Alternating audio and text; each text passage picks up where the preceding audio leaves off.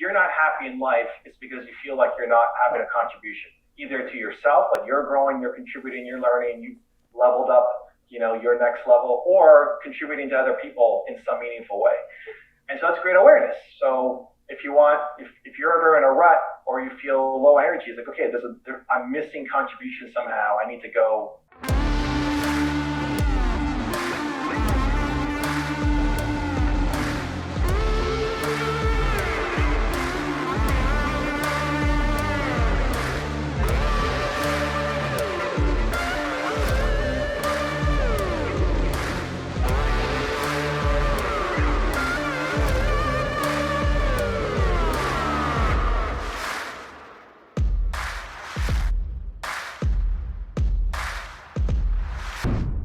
Welcome to another episode of the True Life Network podcast. I'm your host, Mike Ashabi, and today I have a special guest for you guys.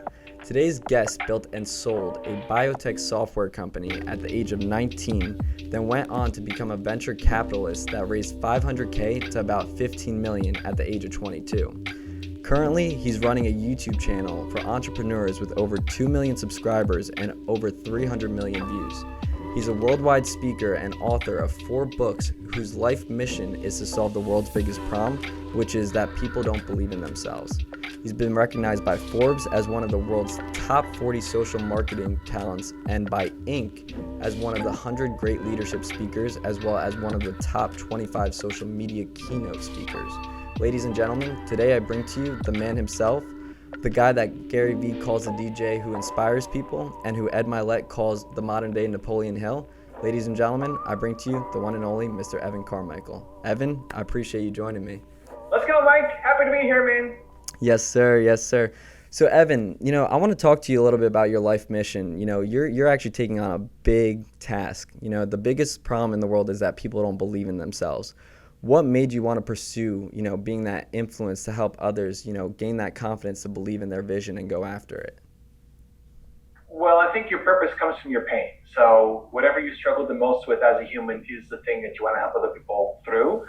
And some people have a purpose to serve just their closest friends and family, and some people want to serve the world. And so I struggled the most at 19, being an entrepreneur, not believing in myself, making $300 a month, just struggling. And now everything that I do, I'm 41 now, so everything that I do is still to make content to help 19-year-old Evan, because there are millions of 19-year-old Evans out there in the world. So whatever you struggle the most with as a human is what you want to help other people through. You know what I love about that? I remember one of our conversations. I met you back in New York, and we had a conversation before, and beforehand, I had the perception of what I wanted to do until you told me this one quote that changed my life forever. You told me, your ruin is your gift to give back to the world. And I remember hearing that and having it blow my mind. And, I want to know, what was it for you that really made you realize, that the pain and you getting through it is ultimately your gift to go serve other people to help them get through it? There's no one breakthrough moment. I wish somebody had sat me down and told me that. And so that's what I'm trying to do for others too. We're like, hey, that pain you went through, that's a gift. Like, you can help other people. Don't be defined by it in a negative way. Make sure nobody else has to struggle through what you struggled through alone. I think it was that took years to get, Mike. I mean, it was years of just failing and not feeling good enough, and like, who wants to hear my story? And just slowly, by hanging around successful people and by modeling success and watching their videos too, somewhere along the line it just clicked. This is how it is. But there was no one conversation or one person. I wish, if I learned that, it would have changed my life, and I'd have much faster success. 100%. And you know what I took away from it? Because I remember dwelling on that quote that you told me. And, I really started to evaluate what my why and my purpose was, right? So for me personally, I started evaluating all the most painful experiences that I've gone through in life. And I realized that was, the inner driving force for me to change my life, because at the end of the day, I was trying to get away from that pain, right? And I think that ultimately having that pain point attached to your why is super critical, because if you don't have a pain point attached to the why for a goal, what happens is there's no substance and you're pushing to achieve that goal, right? And, since there's resistance there, that will die out. With the pain point, it's pulling you into action, keeping you intentional on a daily basis to make sure you're doing everything as possible to get as far away from that pain point. And I remember sitting there and I was just like, if it weren't for you, and I really have to give you credit for this, if it weren't for you, I think that I would still be in a cycle trying to understand my pain rather than understanding what was happening to me, rather than dwelling on why is it happening to me. I went from what Nick Santonastasso calls from victim to victor, right? Yeah, and listen, what you did that was great that I didn't do enough of was you came to say hi. Like I don't know how I said I was coming to New York. I think I sent an email out or something, and I said, hey, come in New York, doing some stuff, and for fans, I'm gonna come to the Starbucks. And I haven't done traveling in a little bit now because of COVID and everything, but that's my favorite thing to do is just a free Starbucks meetup. Let's hang with whoever's in the city, and you showed up. You showed up. You asked a question. We sat down. We talked for I don't know. It was a good chunk of time, just kind of sitting there at the Starbucks, and that's something that I would never have done. If I go back to when I was struggling to figure out what I was doing, I was too afraid to ask for help. I always felt like, I don't have any mentors. I don't have anybody to teach me or help me, and I would have been too shy and introverted to come to an event. I would have told myself, that person's never going to talk to me. There's going to be a million people there. I'll never get my thing answered. I'm too shy anyway, and I wouldn't have shown up. And you did. You showed up. You asked the questions. You listened to the advice, and you went off and did something with it, right? So I think that's. I'm trying to share that with others so that you can get there faster. It doesn't have to take you forever, and you can't do this alone. So credit to you for saying yes, showing up, and asking the questions. I appreciate you, brother. But honestly, I think the thing that makes you stand out compared to other people who are trying to make an impact is most people don't even do that, the free meetups, right? They're trying to charge and monetize off of it rather than provide value, right? I think that's what makes you really valuable because for me personally, I was always looking for answers and somebody always tried to get something out of me before I can get the answer. But when it came down to you actually sat there with me, you spoke with me, and it changed my perspective on successful people as well, right? I think that most people are looking at successful people as just what can I get out of it, right? And I think for you is a lot different because I think you're looking just for the fulfillment portion of the value that you could provide. Yeah, it's fun for me, and I think that's the key. Is everybody's got to find the thing that's fun for them. I remember on a different New York trip, I met with a super successful author in our space, multiple, New York Times bestseller, etc. And we both happened to be in New York at the same day. He said, hey, let's meet up and grab some breakfast together. And so we met at his hotel, grabbed some breakfast. And I asked him, okay, so what are you doing today? He's like, well, I'm meeting you, and then I'm going to go write. I'm like, oh, cool. And he asked me, what am I doing? He's like, oh, well, I'm meeting you, then I'm going to go have lunch with a fan who got into real estate because of my videos and just landed his first 7-figure deal and wants to take me out to lunch to say thank you. And then in the afternoon, I'm going to hang out with some fans at a Starbucks and just do Q&A, whatever. And he says, oh, that sounds exhausting. But I like it. Like, that gives me energy. So it's not that it's, some people use it as a strategy, and I think that's where it can fall short. If you're doing anything just as a strategy, you're probably going to lose. But tapping into the thing that you love doing, as much as I'm an introvert and shy, I love helping people. I love connecting. I love we all want to feel like what we do matters, and that's if I get however many views on a video, those numbers don't mean anything. But having somebody come and do a quick meetup and say how much what I do means to them, and didn't spend a few minutes listening to what I have to say that might shift them, that means the most. And so it's not that it's the right strategy, it just works for me and I love it. What the author was doing, that's great for his style. And he's impacting a lot of people as well through his books and the content he's making. Just a different approach. I still remember though, when I started off, I'm making $300 a month, man. So I would never be able to afford to go to anybody's event or seminar or whatever. It's just not, I didn't have the money, right? So if I'm going to an event, I'll usually book an extra day so that I can spend a couple hours at a Starbucks. So I'm getting paid tons of money to be there and speak, but then I'll always do a meetup before or after if I can to fit into the schedule, because that's always super fun. And to hear the stories, like, I've been watching you for 5 years and this is a video that changed my life. And it just works for me. It may not work for everybody, but it's doing work that I love. And it's great to know that it's having an impact. 100%. I think that ultimately that values, definitely providing you with that sense of fulfillment, which is bringing you that happiness.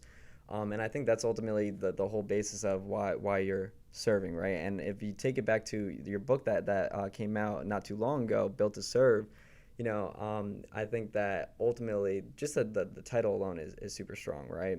I think that ultimately everybody does have a message, and you never know who your message could impact and, inspire to go, chase their greatness. But I want to talk to you about something in your book that stood out to me. Who, why, how? I apologize because I always say what, why, how. So you say who. Great, because you say the book title was great. The book title initially was Who, Why, How. Was it? That was the initial book title, and everybody loved it. My agent loved it. My book publisher loved it. They all loved it. But nobody could remember it.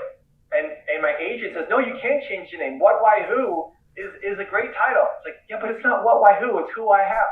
And so we changed it to Built to Serve because they loved the methodology, but nobody could remember the order, including my own agent. So don't feel bad. That's why we changed it to Built to Serve. Gotcha. Well, I mean, it at the end of the day, Built to Serve is a strong title. But the concept of who, why, how, I think it kind of connects to my concept of what, why, how. But I want you to go a little bit deeper and explain the concept behind it. Okay, so who is your single most important core value? So, Mike, if you had to pick, what's your single most important core value? What would you come up with? Contribution. Perfect. So, some people can get it off the bat, and some people have no idea. And so we guide them through exercises on how to do it. But if you know that Mike cares about contribution, then anytime, like if you're not happy in life, it's because you feel like you're not having a contribution, either to yourself, like you're growing, you're contributing, you're learning, you've leveled up, your next level, or contributing to other people in some meaningful way. And so that's great awareness. So if you're ever in a rut or you feel low energy, it's like, okay, I'm missing contribution somehow. I need to go add more contribution. I'm going to feel better. And that's for everybody. Mine is believe. Like if people go through the exercise, then you'll figure out what you stand for. And it gives you more, it gives you a rock to stand on where most people are swimming in quicksand because they don't know what they stand for and they're pulled in a million different directions. It allows you to attract the right people. So if you're bringing in a video editor for this show, awesome. They need to have the skill sets of being able to edit videos, but they also better believe in contribution, because if they don't, you guys just aren't going to get along as much. So that's I think one of the most important exercises any human can go through, not just an entrepreneur. So that's your who. Your why is your purpose. Your purpose comes from your pain, and we've talked a little bit about that. Whatever you used to struggle with, or maybe even still do struggle with just on a higher level right now, is what you want to help other people through, that they'll see hope and inspiration in your story that can lift them out of the darkness that they're in right now, where otherwise, they may stay stuck. By sharing your story, you can help people get unstuck, and that will fill you up for life, feeling like you made a difference today. That's what we all want. Yes, we're chasing, we want to have our goals and hit our subscriber goals or money goals or real estate, whatever goals you've got, great. But we all want to wake up and feel like today is going to matter and is going to mean something to somebody else, that our work is going to be meaningful, that in creating this podcast or this show, somebody's going to listen or watch and be moved, right? Knowing that this conversation might do that is the thing that keeps you going more than how many views you get on a certain video. So that's your why. So who, your most important core value, why is your purpose, and then the how is the passion. The how is you have to like the process of doing the thing. So there's a lot of ways you could contribute to people.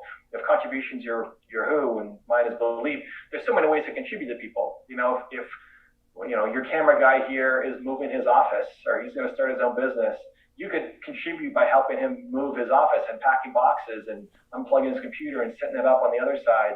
That's contribution. But you like the end result of it, hey, you helped, but you don't like the process because, Mike doesn't want to get on his knees and unplug computers and plug it back in. He'll do it if he needs to, but it's not the thing that gets him super excited. I can't wait to go and pack boxes and move. And so when you actually enjoy the process of doing it, then everything starts to align. So I think that's big right there. I'm sorry to cut you off. I think that's big right there because even just, for example, in life, when somebody wants to attain a goal, they're looking at the end goal. They want the result, but they don't want the process that goes with it. And this is something Jay Shetty talks about. He's like, actually go observe somebody who's in that position that you want to be, and then observe the process of that individual, and then choose yes or no. I think that's a huge portion of it. yeah, and there's so many ways to get to a goal that why don't you pick a way that you actually enjoy the process of doing it? So, if you're doing this interview show, great. If somebody's looking at you and said, hey, I want to do an interview show too. I love what Mike's doing. How do I start my own interview show, podcast, YouTube channel, etc.? Well, you better actually enjoy talking to people. Like if you're going to do a podcast where you're interviewing people like Mike is doing, and you don't actually enjoy conversations and talking to people, then it's just a strategy, and you're going to lose because you're going up against people who actually love doing the thing. If the goal is to build your brand or be an influencer or have 1 million subscribers, there's a lot of ways to get there. Most people pick the path that they're not actually loving, but it's just a smart strategy. So they've seen other people win with it, but it's not actually like they're excited to go off and do it. I've made over 12,000 videos, something like that. Not all of them are public, but that's 1,000 videos a year on average on my channels. That's crazy. Like people ask me, how do you not burn out? Well, I like it. Like when I see Mike in my calendar today, I don't look at it and say, oh, that's going to be boring. That's work, or I hate that, right? How many hours do I work? I don't know. Is this work? This doesn't work for me. Like I'm going to sit down with Mike or stand up or at least be in Mike's chair there. And we have a great conversation. This doesn't work for me, right? But for a lot of people, this would be work. It's like, oh my gosh, I don't want to do that. I don't want to make videos. And so enjoying the process that helps you get the outcome that is connected to, your most important core value, because you feel like by making that content, you're helping spread a message. When you can combine your who, your why, your how all together, that's when you actually start to fulfill your purpose. Bro, I love that. I mean, just to touch on one thing that you said there about the conversation portion, for me, to tell you the truth, even the podcast of what I'm and the interviews that I'm doing, it's not really to promote to really get recognition off of it. For me, it's more about the individuals that I'm speaking with, because it's hard to find people that think at a certain with a certain perspective, right? Not really. You can find them online, but just to actually have an intellectual conversation where you're talking about different mindsets and how each of you are progressing towards achieving certain goals, and the strategies that you're using, and ultimately just life in general, right? Because I always tell everybody, what affects you in your personal life affects you in your professional life, and at the end of the day, that's why your mind is the one thing that has the true power to either make you or break you, because your perception will dictate how you feel will dictate how you act, and how you act will determine your results. So for me personally, it's just the conversations that I'm having with these individuals that it's helping me gain more knowledge that I can go out there and exercise, try to implement, and see if the results are going to be different or the same for me, and just that journey of progression.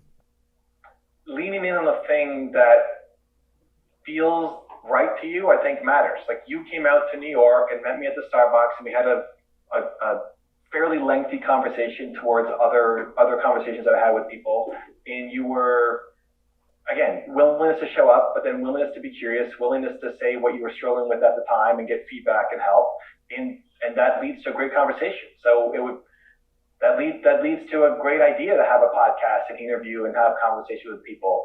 If you just showed up and asked kind of boring questions that you didn't actually care about, but you thought might inflate the person's ego or whatever reason, then it wouldn't lead to great conversations for you on your show as well. So for some people, a podcast is great. For some people, just making content or doing reviews is great. It's about finding the thing that actually, in the process of doing it, it's like, that was amazing. I can't wait to go back and do it again.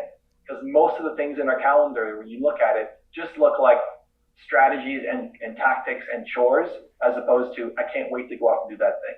If there's nothing in your calendar that's like, I can't wait to go do that thing, you're doing too much of the wrong stuff. You got to change it, because you'll never be great doing work that you hate. 100%.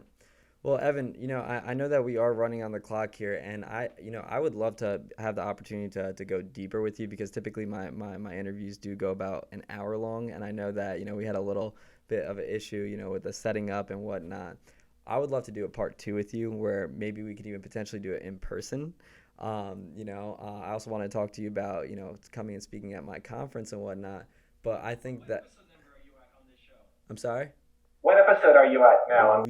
We are coming up on 16. I literally just started the interviews. Okay, so first off, anybody listening, two things. One, go give Mike some love. What is it? Is it iTunes or YouTube or what? YouTube, iTunes, Spotify, iHeartRadio, basically all the platforms. Where's like the number one place you want to drive people to? YouTube. Okay, go to YouTube. If you listen to this, you found some love, you want to support Mike, you like his message, he's done 16 episodes, 15 before this, go to YouTube, subscribe to the channel, give him some love, you put a comment, tell him what it meant to you, because that means a lot. It means a lot to Mike, the creator. It means a lot to helping people find the video. So don't just be the lurker who sits back and enjoys the content that doesn't say anything. Go leave a comment.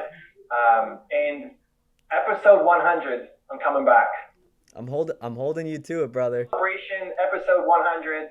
Let me know when we're getting close. Reach out to my assistant, and we'll figure out celebrate 100 together. I got you, brother. But that one we're doing in person. Hopefully, I don't know how fast you're gonna get up to 100. Let's go. Maybe he's releasing 4 a day, and we're there. I mean, I'm doing 2 to 3 interviews a week. I love it. So, all right, brother. We're gonna do it again. Real quick, where can people find your book? Wherever, Amazon, wherever you're finding books, it's probably there. I've made videos on the content in there as well. And I'm Evan Carmichael on most platforms. But the best thing you do for me is go leave a comment on Mike's channel and tell him what these videos meant, because it's hard to make episodes. We're 16 in. Let's get Mike to 100. He doesn't need it. He's gonna go, but it's nice to have a little support and encouragement along the way as well. I appreciate you, brother. Well, Evan, I appreciate you joining me, and until next time, it's been a pleasure. Much love, Mike. Thank you. Yes, sir.